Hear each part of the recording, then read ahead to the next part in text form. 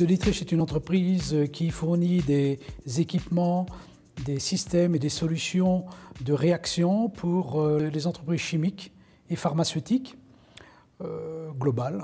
Bon, ses clients sont Bayer, Hoechst, Sanofi, voilà. Donc, au niveau France, Europe et forcément sur les marchés internationaux. L'entreprise compte environ 1500 collaborateurs répartis sur 14 filiales dans le groupe, donc en Asie, en Europe et en Amérique. Le système d'information de Dietrich Process Systems est construit autour d'un ERP qui est véritablement la colonne vertébrale de ce système d'information, couverture fonctionnelle quasi complète, et bien entendu autour de ce noyau dur gravite un ensemble d'applications telles que de la CAO 3D, du Product Lifecycle Management, de la GED, des applicatifs plus orientés finance par exemple. Nous avons mené récemment un projet dont la finalité était la refonte complète de l'infrastructure système sur les différentes briques, le stockage, les serveurs, la sauvegarde, l'infrastructure VMware, mais également mettre en place un plan de reprise d'activité que nous n'avions pas précédemment. Le système mis en place repose sur ce que l'on appelle de la convergence, construite autour d'une solution FlexPod qui regroupe à la fois les technologies de Cisco, UCS Mini et NetApp. Ce sont des produits connus qui figurent du bon côté du cadran dans le Gartner, donc on était complètement confiant par rapport aux technologies mises en place et je dois dire que jusqu'à présent on est pleinement satisfait.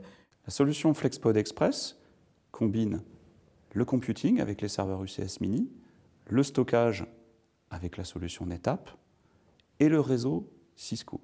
Cette solution libère les entreprises telles que de Dietrich des contraintes traditionnelles rencontrées en environnement data center.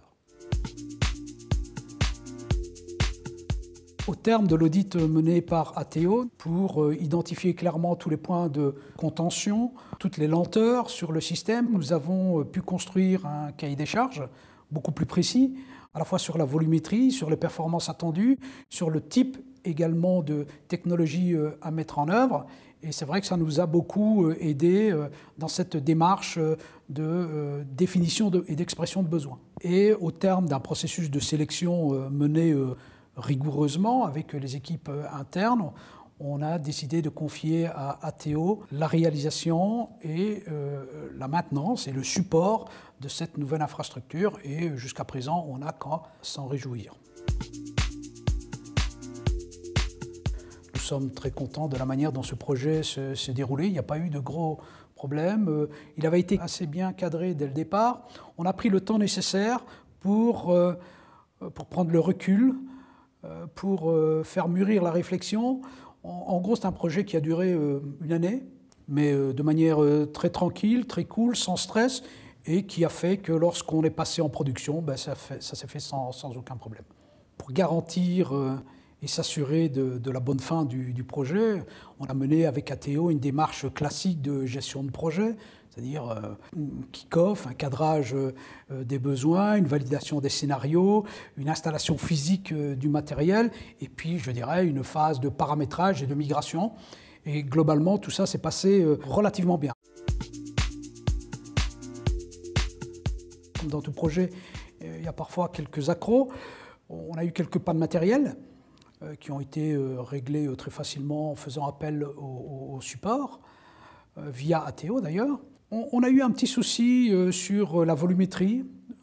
On s'est rendu compte assez rapidement que l'espace de stockage était assez vite saturé, ce qui ne correspondait pas, bien évidemment, à l'expression de besoin, et en particulier dans le contrat. Et donc, on s'est réunis, on a discuté, et il est apparu assez rapidement qu'il y avait eu un malentendu en interne chez nous, dans mes équipes, sur la compréhension des mécanismes de déduplication et de compression qui font que finalement, après un moment, tout s'est stabilisé. Et ça fonctionne parfaitement à la satisfaction de tous, à la fois sur les performances que sur les temps de réponse, sur l'espace de stockage disponible.